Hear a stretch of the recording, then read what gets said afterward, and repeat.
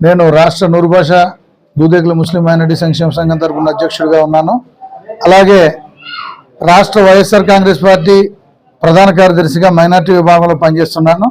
ఈరోజు పత్తికొండ నియోజకవర్గంలో కంగాటి శ్రీదేవమ్మ గారికి మద్దతుగా ఈరోజు నూరు భాష ముస్లిం మైనారిటీ సంక్షేమ సంఘం తరపున పత్తికొండలో ఒక మీటింగ్ ఏర్పాటు చేసే దాని నిమిత్తం మేము ఇక్కడికి రావడం జరిగింది.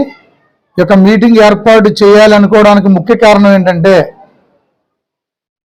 20 సంవత్సరాల నుండి కూడా మా యొక్క కులంలో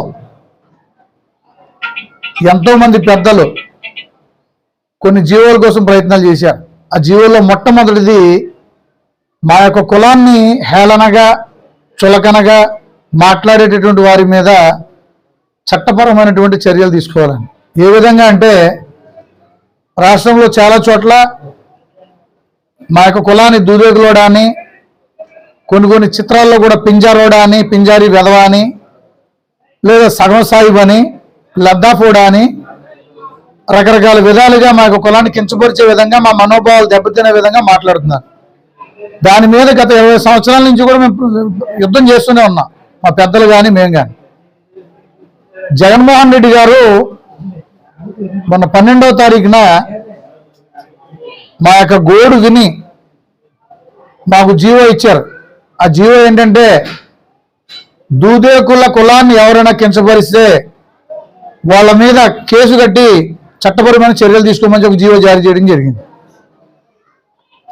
20 సంవత్సరాల నుంచి మా పెద్దలు చేసినటువంటి ప్రయత్నం సఫలీకృతం కాలేదు. భగవంతుడి దయ వల్ల జగన్మోహన్ రెడ్డి గారు ఆ యొక్క జీవో మాకు ఇచ్చి మా యొక్క కులాన్ని గుర్తించారు. కాబట్టి ఇక రెండో జీవో మేము ఇంకో జీవో అడుగుతున్నాం. అది కూడా రేపు వచ్చే గవర్నమెంట్లో, రేపు ఎలక్షన్లో మేము జగన్మోహన్ రెడ్డి గారిని నగ్గించుకుంటాం.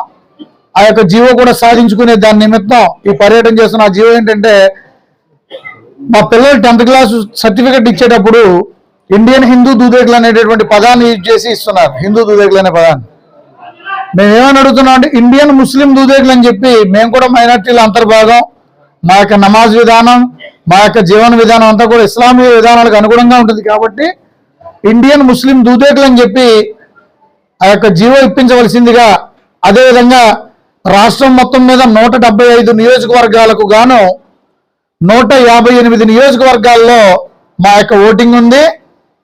20 నుంచి 25 లక్షల పైచులకు ఓటింగ్ ఉంది.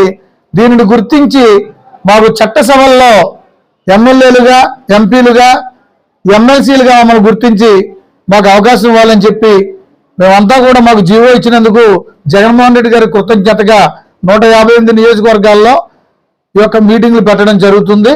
ఆ క్రమంలోనే ఈ యొక్క నియోజకవర్గానికి రావడం జరిగింది. ఈ అవకాశం ఇచ్చినందుకు ధన్యవాదాలు తెలియజేస్తున్నాను.